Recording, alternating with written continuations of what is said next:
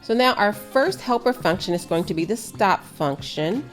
It does not return any variables, so there's a void here, and you just digital write A in 1 low, A in 2 low, B in 1 low, B in 2 low, and this basically tells the motor controller not to send any output to the motor so the robot doesn't move.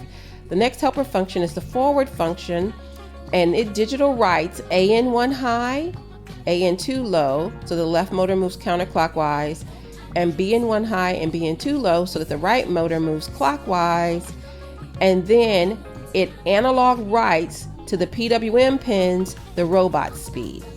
The last helper function is the reverse function, and it sets the left motor to clockwise and the right motor to counterclockwise.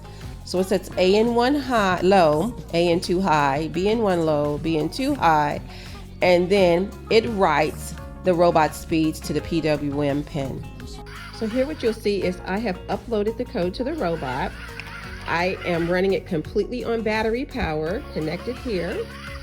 And in this loop function, all that happens is the robot goes forward, stops for 2 seconds, goes backward, stops for 2 seconds, forward, stops for 2 seconds, backward, stops for 2 seconds.